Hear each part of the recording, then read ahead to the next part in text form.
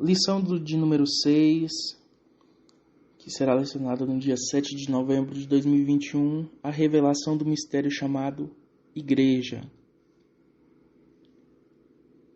O texto áureo da nossa lição está em Efésios 3:9 e nos diz o seguinte: e demonstrar a todos qual seja a dispensação do mistério, que desde os séculos esteve oculto em Deus, que tudo criou.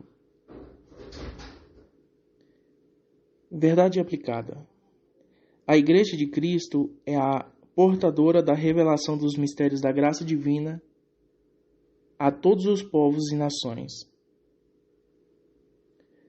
Os nossos textos de referência estão em Efésios, capítulo de número 3, versos 3 e 5, e o verso 10 ao 12.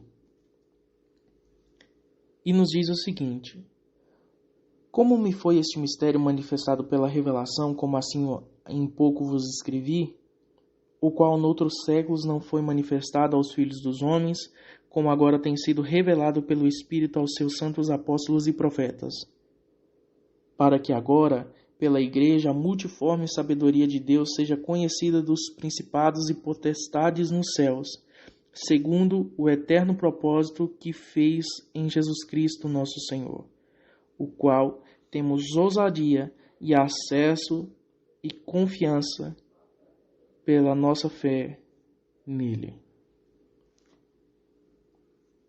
Vamos para o tópico de número 1. Tópico 1. A revelação do mistério de Cristo. Como mordomo e dispenseiro da graça de Deus, Paulo ele esclarece como esse mistério foi revelado e como foi comissionado a torná-lo conhecido por todos. No ponto 1, nós vamos falar do tópico 1, nós vamos falar sobre Paulo prisioneiro. No ponto 2, nós vamos falar sobre Paulo o dispenseiro. E no ponto 3, nós vamos falar sobre Paulo o embaixador. No ponto 1, sobre Paulo prisioneiro, ele se auto-intitula como prisioneiro de Cristo, declarando a sua plena confiança em Deus. Ele tinha plenas convicções de que não somente havia recebido as revelações do mistério, mas também havia sido comissionado a difundi-lo entre os povos gentios. Martin Lloyd-Jones ele afirma que o principal motivo da prisão de Paulo foi seu anúncio do Evangelho de Cristo, tanto para os judeus quanto para os gentios. Então, quando eu vejo essa perspectiva de Paulo na prisão, quando ele olha para si mesmo na própria prisão, não era algo que lhe causasse transtorno ou infelicidade. Para ele, a sua prisão ela era um grande privilégio. Quando nós falamos de Paulo prisioneiro, e ele se intitula prisioneiro nos primeiros versos de Efésios capítulo 3, nós entendemos que Paulo ele era prisioneiro de Roma, mas ele não aderia a Nero ou os governadores romanos à sua prisão. Ele entendia que tudo o que ele passava e que a igreja passava naquele momento era parte de um propósito divino para a expansão do Evangelho. Então, quando eu vejo Paulo aqui, ele não se considerava preso a Roma, mas ele se considerava preso a um propósito de Cristo, a qual ele mesmo relata em Gálatas, no capítulo 1, no verso 11 e no verso de número 12, que ele recebeu essa revelação de Cristo, que essa revelação não foi dada a ele por homens, mas o próprio Cristo tinha o revelado.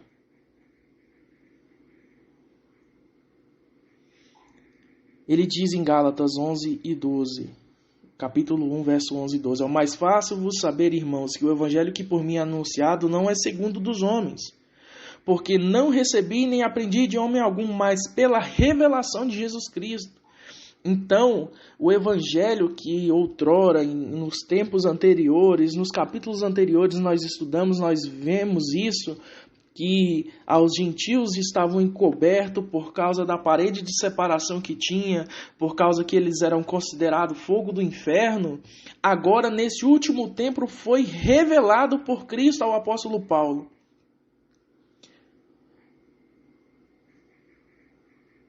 Atos capítulo de número 9 e verso de número 15 nos diz que disse porém o Senhor: vai, porque este é para mim um vaso escolhido para levar o meu nome diante dos gentios e dos reis e dos filhos de Israel. E eu lhe mostrarei o quanto deve padecer pelo meu nome. Aquele apóstolo Paulo que outrora tinha perseguido a igreja, que já tinha encarcerado muitos, tanto mulheres quanto crianças, quanto homens, agora ele sim é o apóstolo perseguido. A qual ele mesmo se menciona na carta aos Coríntios que ele é indigno de ser chamado de apóstolo porque ele foi o último sendo destes e tendo perseguido a igreja de Deus, agora nesse último tempo é gerado como um filho abortivo. Paulo agora ele é prisioneiro de Cristo. Não prisioneiro no sentido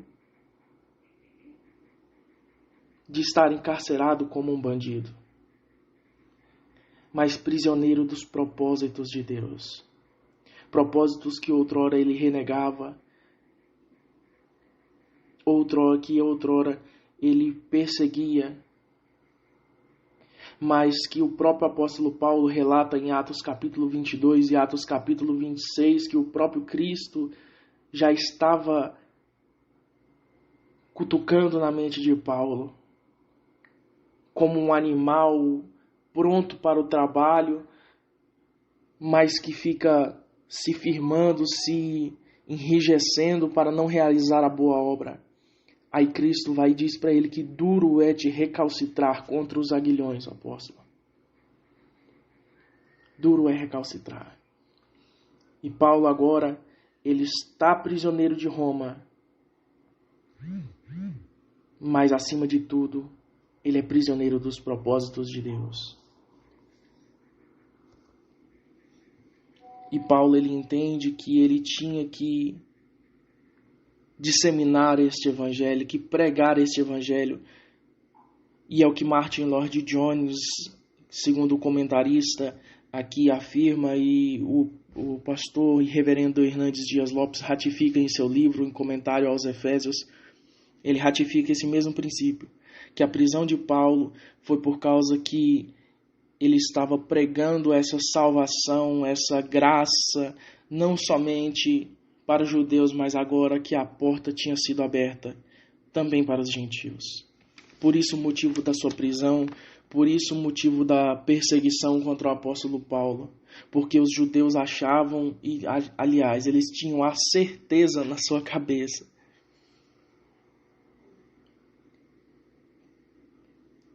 que a salvação era exclusivamente deles. 1.2. Paulo, o dispenseiro. Paulo cita que o Senhor o comissionou como um dispenseiro do mistério que lhe havia revelado. Ele deu a responsabilidade de compartilhar esse mistério com os gentios. Paulo não era apenas um prisioneiro de Jesus Cristo, era também um ministro enviado por ele para revelar aos gentios as riquezas incompreensíveis e ocultas até então.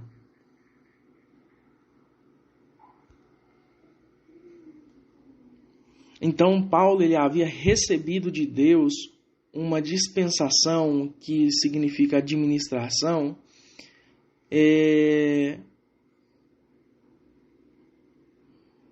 para que pudesse repartir, distribuir essas palavras.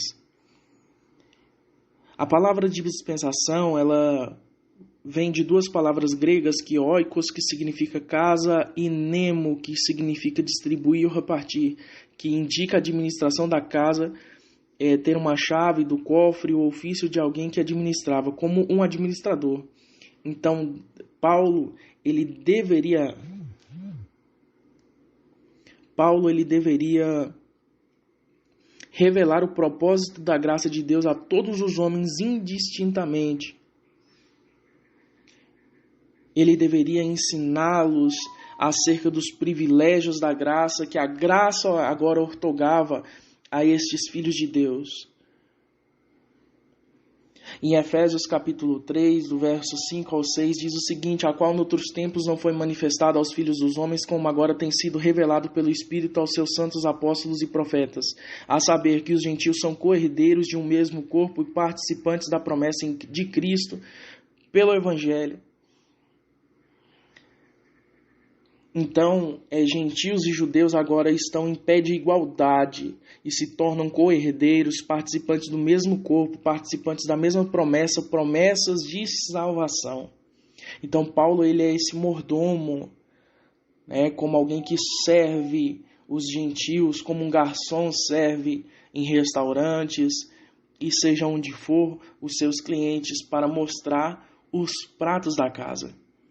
Mas o que Paulo está colocando na frente dos seus clientes, na frente dos seus gentios aqui, é a graça de Deus que outrora esteve oculta por causa dessa parede de separação, agora foi revelada.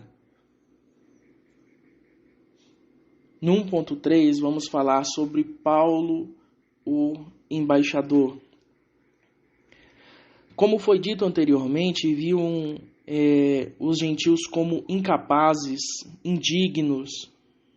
Em hipótese alguma, na visão deles, os gentios eram merecedores da glória e da graça divina. Para ele, os gentios somente serviam para serem escravos de Israel e aniquilados.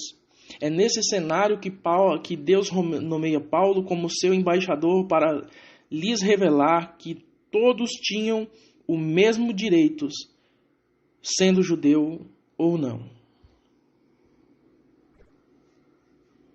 Então, para Paulo, o seu comissionamento era um grande privilégio e ele se intitula como o mínimo de todos os santos e deixa bem claro que o seu cargo no qual ele havia sido investido era um dom da graça de Deus, um fato que é enfatizado repetidamente nas suas epístolas. Existem diversas referências na própria revista, Romanos 1:1, 1 Coríntios 1, 1 Coríntios 15:10, 2 Coríntios 1 e Gálatas 1:1.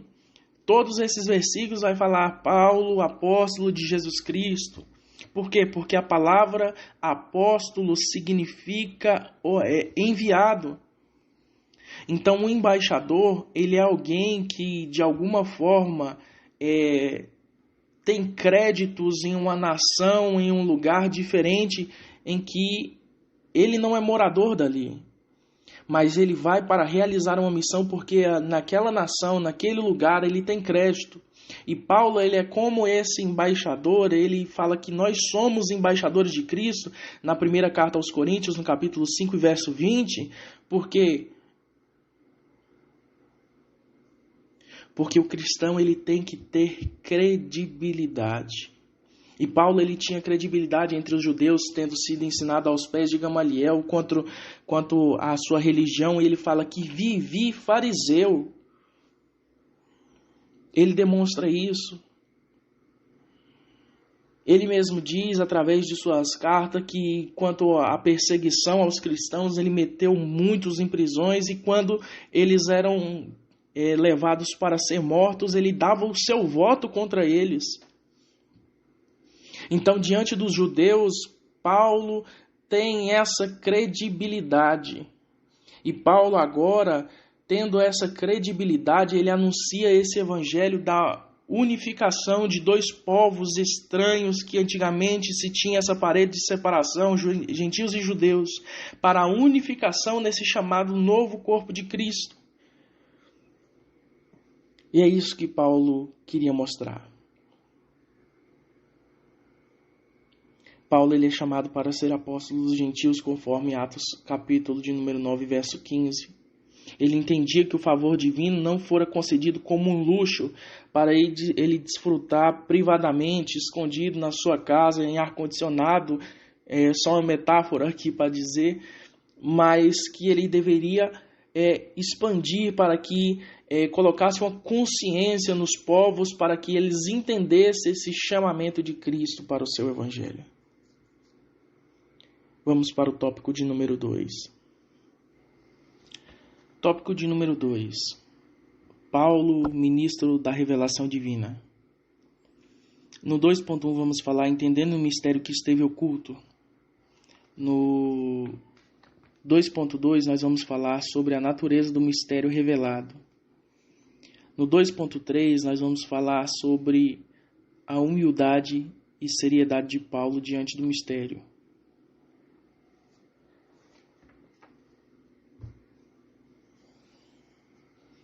Paulo ele recebe uma comissão especial da parte de Deus e que de maneira clara e precisa lhe revela o mistério oculto que deveria compartilhar com os gentios, os mistérios da igreja. No 2.1, entendendo o mistério que esteve oculto, por 3 vezes nesse parágrafo, Paulo faz uso das palavras mistério, no verso 3 do capítulo 3, no verso 4 e no verso de número 9. A palavra no grego não possui o mesmo significado do nosso português. Um mistério na nossa língua significa algo obscuro, secreto, enigmático, inexplicável, até mesmo incompreensível. Mas Strong ele registra que no Novo Testamento uma palavra usada a respeito desse fato. Ele fala sobre doutrinas e princípios não revelados de forma prévia. De acordo com John Stott, Deus não reserva seus mistérios para uma elite espiritual. Elas são verdades que, mesmo estando além da compreensão humana, foram reveladas por Deus e pertencem abertamente a toda a igreja. Para o apóstolo, o mistério era um segredo que esteve oculto, mas agora que foi desvendado, conforme nos diz o texto de Efésios, capítulo de número 3 e verso de número 5, que nos diz: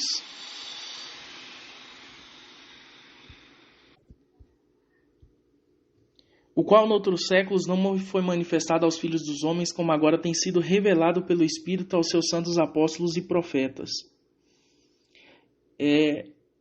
Existem 2 versões aqui sobre o que seria esse mistério.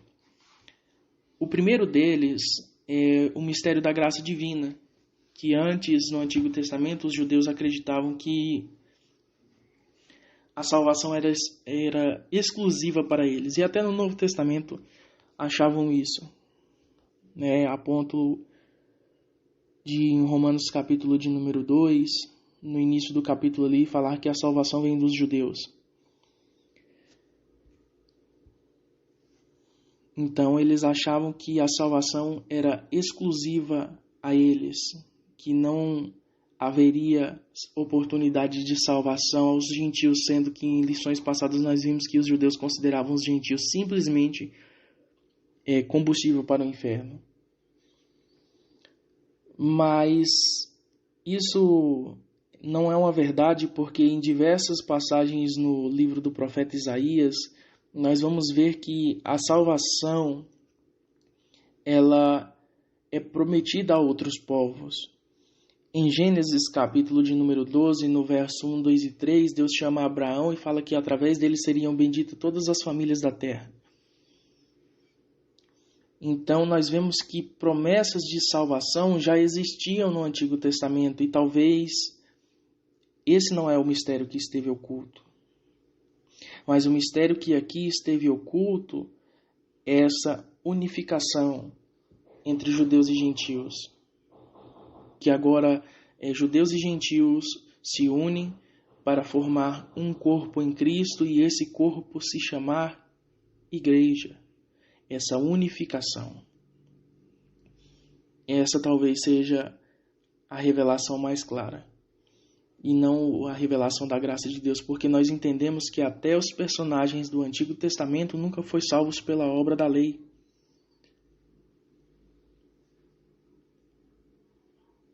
Porque Abraão, ele não foi justificado pelas obras da lei, mas pela sua fé.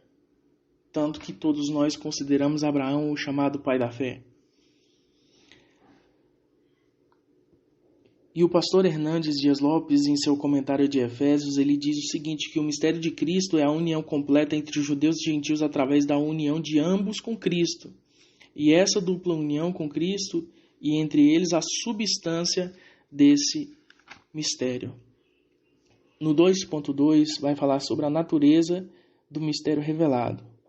Com muita clareza, Paulo fala da natureza do mistério que o Senhor lhe havia revelado. O mistério era que os gentios e os judeus seriam colocados na mesma base pela fé em Cristo e seriam incorporados em um novo corpo, a igreja. E Cristo era a cabeça desse corpo. Então, Paulo também apresenta 3 aspectos importantes desse mistério para com os gentios. Primeiro, os gentios são herdeiros em conjunto com os judeus de algo que somente por adoção se tinha direito. Na cultura judaica, um escravo, embora ele tivesse um salário, ele tivesse alguns privilégios, a moradia, algumas coisas, quando o seu dono morria, ele não herdava nada. Ele não herdava nada. Inclusive, entre os judeus, quando os seus donos morriam, esses escravos eram passados para os filhos desse dono, para que eles fossem cuidados. Tanto que quando nós observamos a história de Abraão, nós vamos ver que Abraão ele chega a questionar a Deus por causa que Deus tinha prometido a ele um filho, mas esse filho da promessa ainda não tinha vindo, e ele falava que se caso ele morresse, o herdeiro da sua casa teria que ser o seu servo Eliezer. Mas Deus verdadeiramente cumpriu a promessa na vida de Abraão.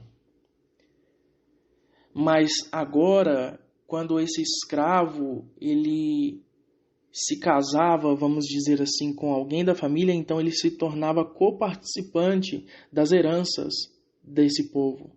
Ele tinha os mesmos direitos daqueles que eram considerados filhos. Então eles eram participantes. Então quando nós somos automaticamente inseridos no corpo de Cristo, que é a igreja, e a igreja sendo noiva de Cristo, nós somos participantes dessa promessa da graça divina. Que promessa é essa? A promessa de salvação. Salvação por meio da graça, a qual Cristo dá à sua igreja. Então os gentios se tornam membros, segundo, os gentios se tornam membros do mesmo corpo, isto é, a igreja. Então nós nos tornamos também membros desse corpo. E outra, eles também eram participantes da promessa em Jesus através da pregação do Evangelho, ou seja, participantes do benefício da promessa de Jesus quando crescem ao ouvirem a pregação do Evangelho.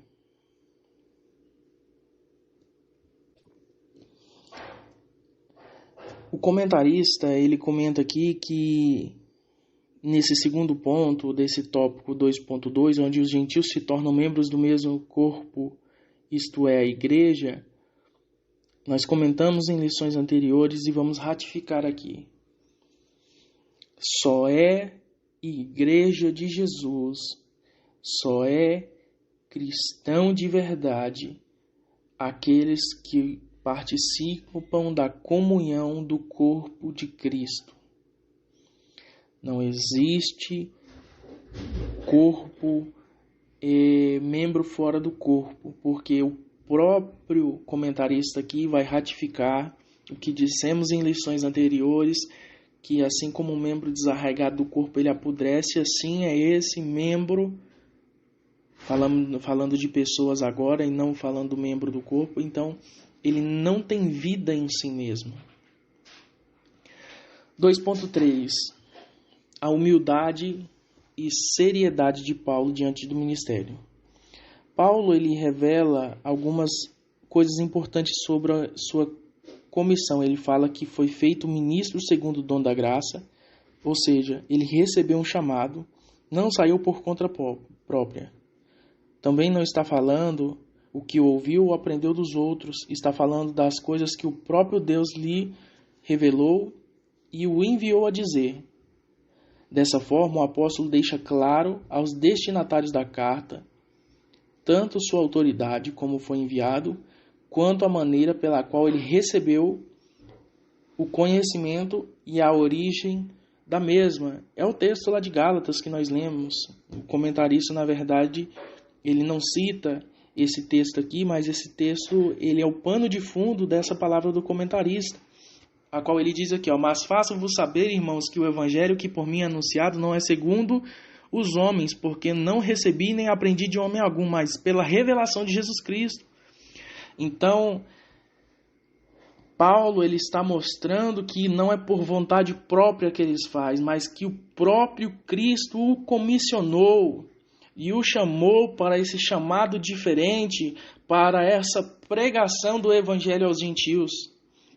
Esse evangelho que outrora estava oculto, que ele estava fechado, que em outras lições nós vimos que ele estava cortinado por causa da cortina que havia da separação entre o lugar santo e o santo dos santos, a qual o sumo sacerdote tinha acesso uma vez por mês.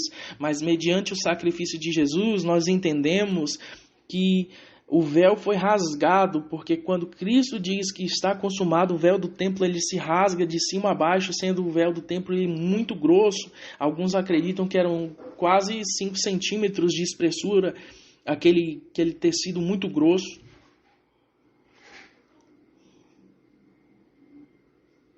Ou melhor, exagerei, da largura da nossa mão, da grossura de uma mão humana. Era muito grosso.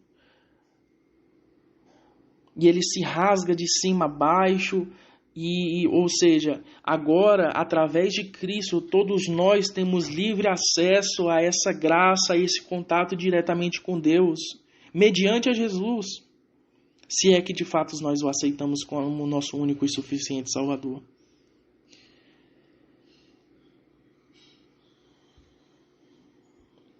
Vamos para o tópico de número 3.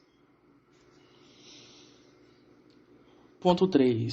Tópico 3 da lição, as riquezas do mistério revelado. 3.1 sobre o mistério revelado no Novo Testamento.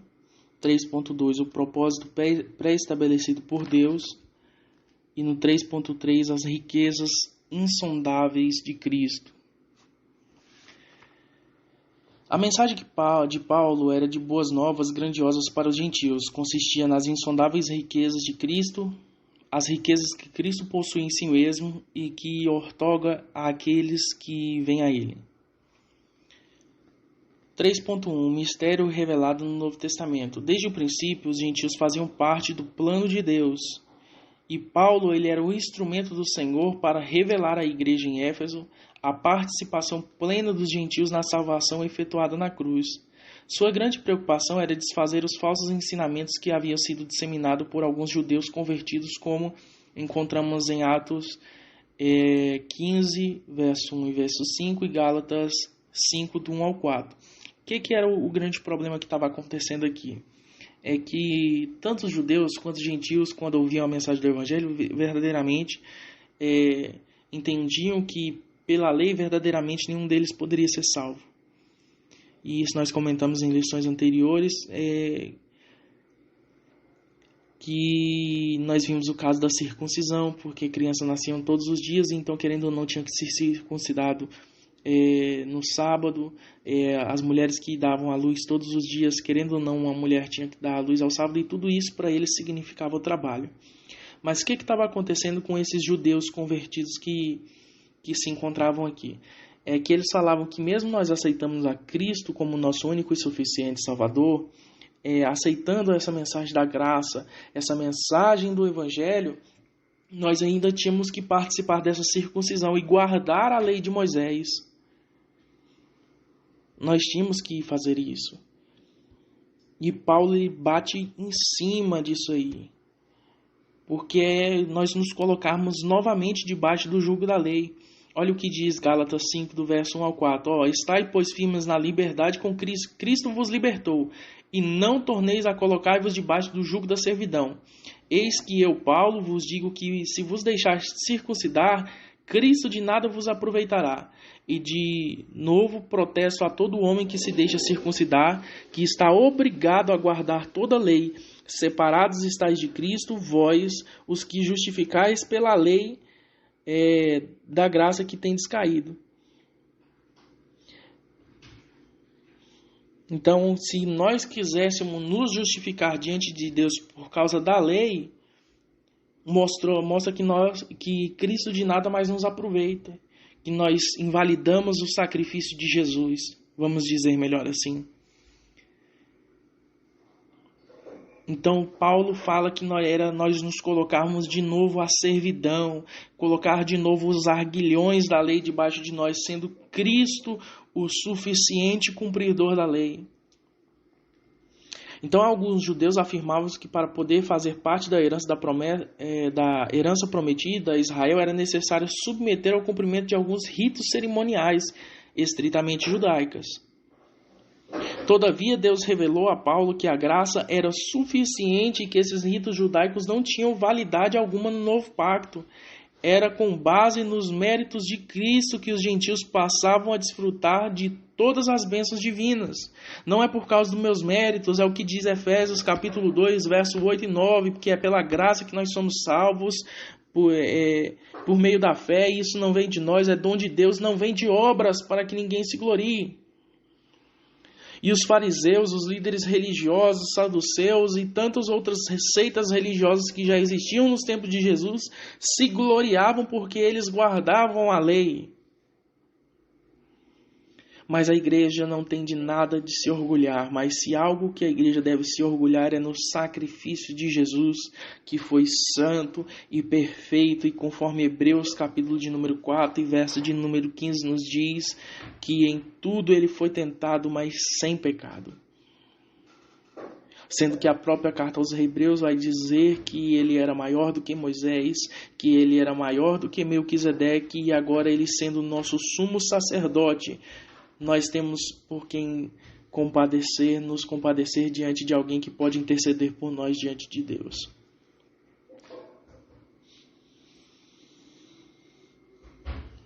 Não é por causa das obras da lei que nós somos salvos. Evangelho de João, capítulo 1, verso de número 12, nos diz: mas a todos os quanto receberam, deu-lhes o poder de serem feitos filhos de Deus, ao que creem no seu nome. Então nós somos filhos de Cristo, nós somos filhos de Deus, a partir do momento que nós verdadeiramente aceitamos a Cristo como nosso único e suficiente Salvador. Lógico, não de boca para fora, mas com atos de justiça, conforme a carta de Tiago, que é uma teologia prática para nós no Novo Testamento. Que as obras que nós fazemos têm que evidenciar o que Cristo verdadeiramente já fez em nós. 3.2. O propósito pré-estabelecido por Deus. No entendimento de muitas pessoas, os gentios entraram em cena porque os judeus recusaram Jesus em seu evangelho. Recusaram Jesus e seu evangelho. Mas Paulo nos lembra aqui que a salvação dos gentios, ou seja, a nossa própria salvação, não é uma ocorrência tardia de Deus, não é algo que Deus aceitou como um bem secundário porque os judeus rechaçaram a sua mensagem e seu convite. Atrair todos os homens ao seu amor era parte do desígnio eterno de Deus.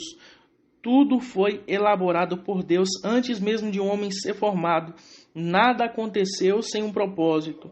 Tudo foi criado para acontecer no seu devido tempo, sem margem de erros. O plano divino não é desconexo. A igreja não nasceu acidentalmente. Então já estava tudo elaborado por Deus.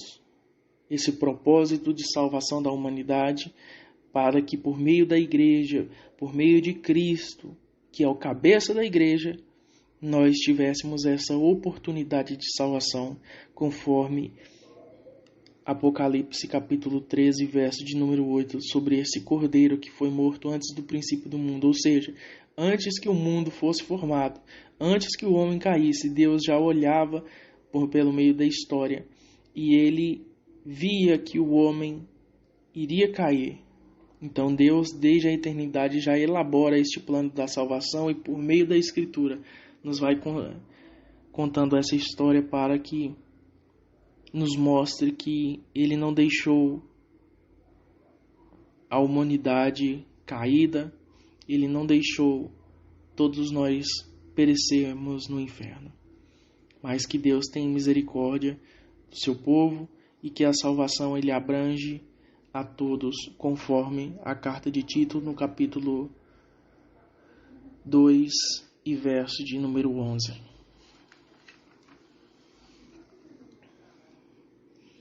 3.3 As riquezas insondáveis de Cristo. Paulo já tinha feito uso da expressão riquezas, mas agora ele acrescenta um adjetivo incompreensíveis ou insondáveis. John Stott diz que significa literalmente cuja pista não pode ser achada, indicando tratar de algo que não é possível se obter mediante a forças humanos. Ou seja, Cristo em seu sacrifício, Ele prepara esse caminho para que o homem possa entrar nele e enxergar Cristo lá no final do caminho. Para que o homem caminhe nesse caminho e vá ao encontro de Cristo. Na versão grega, Jó 5:9 e 9:10 se refere às obras de Deus. Encontramos também esse adjetivo em Romanos 11:33, mas agora tem sido revelado. E somos chamados a participar dessas riquezas. Elas refletem tudo o que refere à glória de Cristo, sua divindade, a salvação, a libertação da escravidão da carne, sua glória meritória na cruz do Calvário. Da mesma forma que o mar se torna insondável por sua profundidade, assim são as riquezas, elas são todas e estão à nossa disposição. Deus não poupou riquezas a nos salvar. Então, assim como o mar é profundo, as riquezas de Deus, elas são profundas através de Cristo. Basta que nós mergulhemos e nos naveguemos nas riquezas da glória de Cristo. Que Deus em Cristo abençoe a todos. Vamos ler a conclusão. Ao expor todo o mistério que lhe fora revelado, anunciar as riquezas insondáveis de Cristo, Paulo apresenta-lhes um intenso rogo que para os seus amigos não desanimarem. Que exemplo admirável e motivador.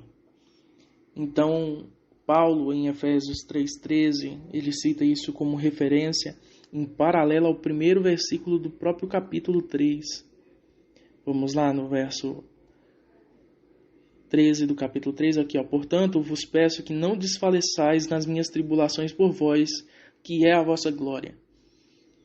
Paulo, ele pede para que este povo não fique triste porque ele estava preso, não se desvie porque ele estava preso, porque para Paulo isto era um grande privilégio. Era um privilégio estar preso por causa da causa de Cristo, para que Cristo, através do seu evangelho, alcançasse mais pessoas, para que o Espírito Santo tocasse mais pessoas.